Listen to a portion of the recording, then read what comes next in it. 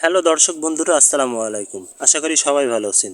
আমি আপনাদেরকে আজকে জানাই দেবো যে ছত্রাকনাশক এবং কীটনাশক এবং যে পিজিআর জাতীয় বিভিন্ন কীটনাশক আছে এইগুলো একসাথে স্প্রে করা যাবে কিনা, এবং স্প্রে করলে আপনাদের ধানের জমিতে কিংবা ভিন্ন ধরনের ফসলে কোনো প্রকার কোনো ক্ষতি হবে কিনা সেটা আজকে আপনাদের সামনে তুলে ধরবো।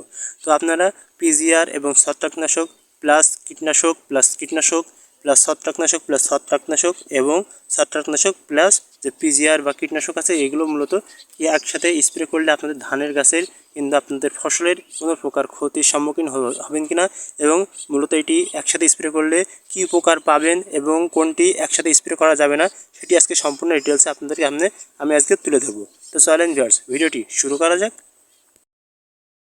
প্রথমেই আসি আপনাদের সামনে তুলে ধরবো যে কীটনাশক এবং পিজিআর জাতীয় পণ্য।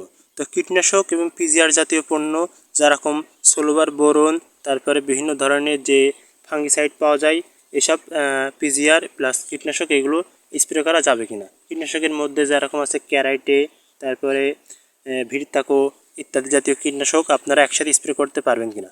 তো প্রথমে আপনাদেরকে বলে রাখি যে পিজিআর জাতীয় পণ্য যেরকম সোলোবার বোরন এবং ভিড়তাকো, তারপরে ক্যারাইটে ইত্যাদি আপনারা একসাথে কখনো স্প্রে করতে পারবেন না।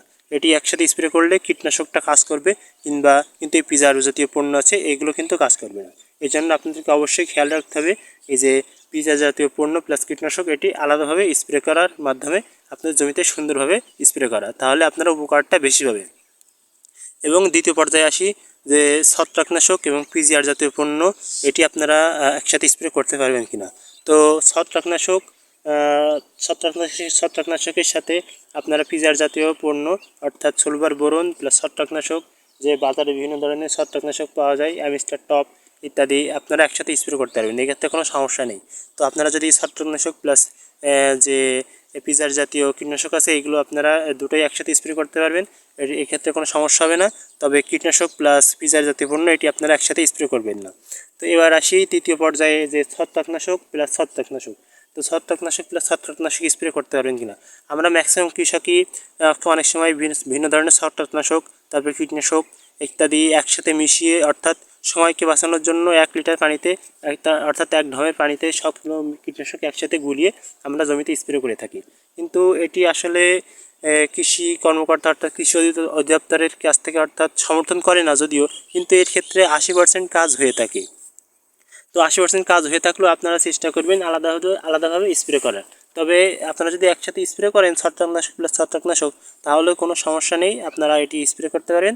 তবে যে কীটনাশক প্লাস ছত্রাকনাশক আছে এটি মূলত আপনারা আলাদাভাবে স্প্রে করার চেষ্টা করবেন, তাহলে আপনারা কি ফলটা বেশি হবে। অনেক সময় দেখা যায় যে জমিতে একটি পোকার আক্রমণ হয়েছে, কিন্তু সেই একটি পোকার জন্য আমরা 3-4 ধরনের কীটনাশক দিচ্ছি, অথচ আপনাদের সেই একটি কীটনাশক দিলেই কিন্তু হয়ে যেত। অথচ আমরা বুঝতে পারছি না যে কোন কীটনাশক ব্যবহার করলে মূলত সেই ফসলের পোকাটি মারা যাচ্ছে। তো এক্ষেত্রে আপনারা আলাদাভাবে যদি স্প্রে করেন তাহলে আপনারা অনায়াসেই ধরতে পারবেন যে কোন কীটনাশকটা কাজে লাগছে, তাহলে এক্ষেত্রে আপনাদের অর্থ এবং সময় দুটোই বাঁচবে। তো তৃতীয় এবং চতুর্থ পর্যায়ে আসি যে আপনারা কীটনাশক প্লাস কীটনাশক স্প্রে করতে পারবেন কিনা।